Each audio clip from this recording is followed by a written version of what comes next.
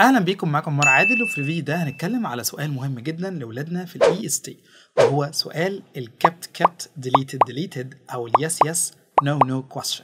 هو السؤال اللي بيطلب منك بالظبط ان انت تمسح جمله او تضيفها، او ان انت تقبل انك تضيفها او ما تقبلش. تعالوا نشوف مع بعض شكل السؤال الاول بيبقى عامل ازاي. ممكن يقول لك the writer is considering deleting the underlined sentence، يعني يجيب لك جمله محطوط تحتها خط ويقول لك الجمله دي هل should it be kept، المفروض ان انا اسيبها، ولا deleted، ويقول لك kept عشان كذا، ولا kept اسيبها عشان كذا، ولا deleted امسحها عشان كذا، ولا deleted عشان كذا.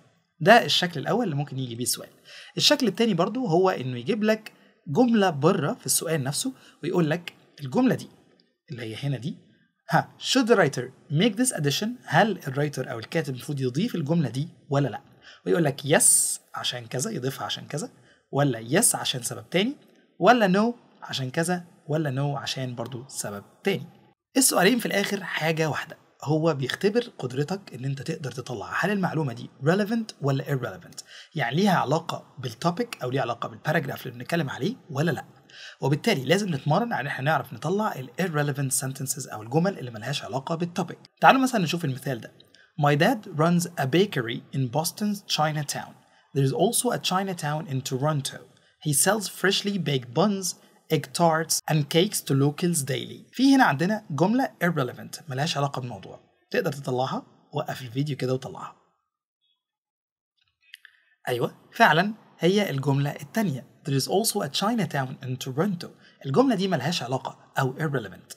ليه؟ لأن هي غيرت الفوكس بتاعنا. لو ركزنا في أول جملة هنلاقي إن الفوكس بتاع السنتنس على مين؟ My dad runs a bakery. يبقى الفوكس على my dad. What does my dad run؟ فهنا أنا بفوكس على الشغل بتاع بابا. أوكي، طب لو جيت على الجملة التانية he sells freshly baked buns، برضو ما زال الكلام على هي اللي هي بتعود طبعا أو بتريفير باك على my dad. لكن الجملة اللي في النص رغم إن فيها كلمة متعادة وهي Chinatown، دي متعادة من الجملة اللي قبلها، إلا إن الفوكس بتاعها مش مظبوط ومش موجود على my dad. يبقى الجملة دي irrelevant والمفروض إن أنا أمسحها. معظم زي ما انتم شايفين ال irrelevant sentences بيكونوا random facts، يعني حقائق كده انت تحس ان هي logical، يعني ما حقيقه ماشي، ما في فعلا حاجه زي كده موجوده في تورونتو، ولكن مش مهم. المهم بالنسبه لي ان الفوكس يكون بتاع الباراجراف واحد.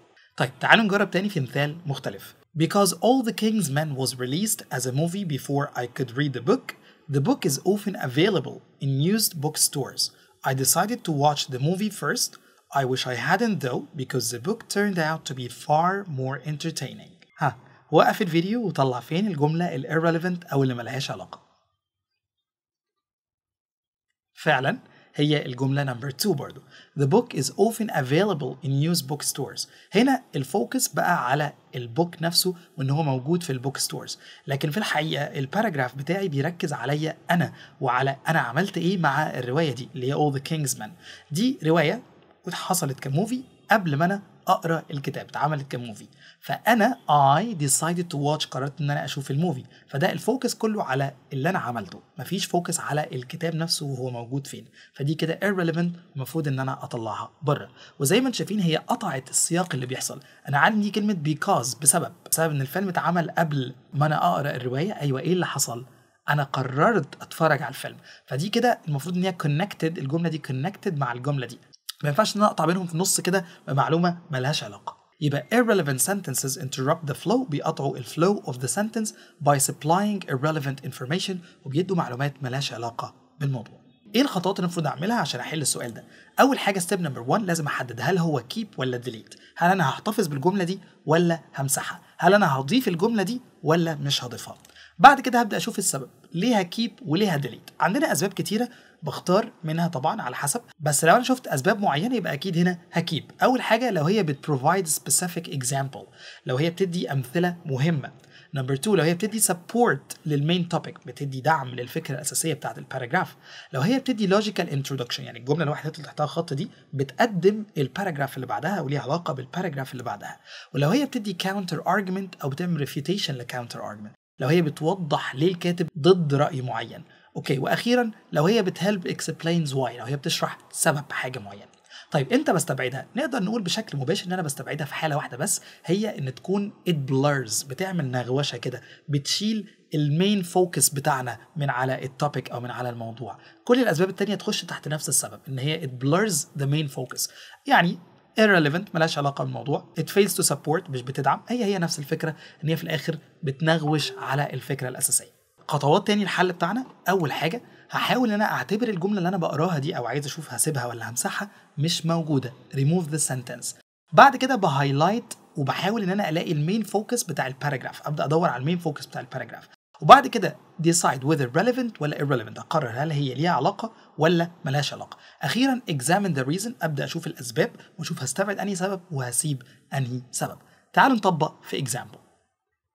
هنا مثلا بيقول لي the writer is considering deleting the underlined sentence. Should it be deleted؟ هل نمسحها؟ طيب دي الاندرلاين سنتنس، اولا انا هعتبرها مش موجوده قدامي وهبدا اقرا الباقي واطلع المين فوكس بتاع الباراجراف. تعالوا كده نطلع المين فوكس بتاعنا. The earliest recorded use comes from Sumerian clay tablets which indicate that honey was used in numerous remedies. remedies اللي هو علاج، يبقى العسل كان بيستخدم في العلاج. The ancient Greeks and Egyptians also used medical أو medicinal honey. نفس الكلام زي ما شايفين، هو لسه مازال مركز ان الهاني هو يعتبر remedy أو علاج. لحد دلوقتي الباسج بتدور حوالين التوبيك ده، ولو كملت قرايه هلاقي برضو today honey based treatments، برضو علاج تاني، are used around the world. The medical device company، برضو نفس الكلام، ما زلت بتكلم على علاقة العسل بان هو medicine أو علاج. حلو قوي، لازم اطلع الكي ووردز واخلي بالي مش شرط يكتب لي الكلمه بنفس الطريقه في كل مره. هنا كتبها لي ميديكال، هنا كتبها لي medicinal، هنا كتبها لي ريميديز، وهكذا. كده انا خلاص عرفت الفوكس بتاعي. احاول ان انا اكتبه بصيغه مبسطه واكتبه في كلمتين كده او ثلاثه. فهقول ان هاني equals medicine، العسل هو علاج. اجي بقى اقرا الجمله اللي هي ان انا هشوف ليها علاقه ولا ملهاش علاقه. فلو ركزت هيقول لي the benefits of this treatment، فوائد العلاج ده اهو في treatment are not just folklore، هو مش مجرد كلام شعبي او كلام مش صحيح. لا، studies show، الدراسات اثبتت ان certain types of honey have anti-inflammatory. انتي، حتى لو ما تعرفش انتي انفلاماتوري هتعرف انتي بايوريك. اوكي، فده كده برضو علاج. يبقى الدراسات اثبتت ان العسل ليه علاقه بالطب او بيعالج الامراض او الالتهابات. حلو قوي. يبقى كده اكيد هسيب الجمله، هي ليها علاقه، بتتكلم على نفس التوبيك، بتتكلم على العسل وازاي العسل ليه علاقه بالدواء او بالميديسن. يبقى انا كده هستبعد حته ان انا، هو بيقول لي هل امسحها ديليتد، فاقول له لا ما تمسحهاش. انا كده هستبعد يس وهسيب نو اللي هي ما تمسحهاش. هل هي نو عشان هي بتدي explanation of how honey reduces inflammation؟ اوعى تجري وتقول inflammation وهنا inflammatory على طول اختار الاجابه. لا، افهم، هو هنا بيقول لك هل هي بتدي explanation، بتشرح ازاي العسل reduces، بيقلل inflammation؟ لو قريت هنا تلاقيها ما شرحتش حاجه زي كده. هي قالت ان الدراسات اثبتت وان ده مش مجرد كلام شعبي. يبقى هو كده بيرد على رأي بعض الناس. اصل ممكن واحد بعد ما يقرا الكلام ده ويقول لك العسل علاج ومش عارف ايه، يقول لك فعلا يعني العسل بيعالج كل الكلام ده؟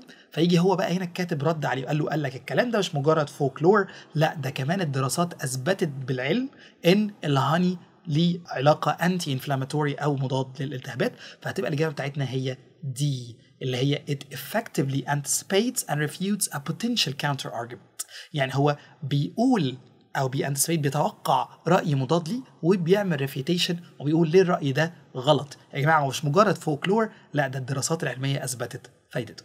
لو عايز تحل اكتر وتعرف تريكس عن الكبت والديليتد كويستشنز، تقدر تتواصل معايا على الواتساب وتحجز معايا كورس البيسكس او كورس الادفانس للتحضير لكورسات الاي اس تي والاي سي تي. معكم مستر عمار عادل، وبالتوفيق لطلابنا جميعا. باي باي.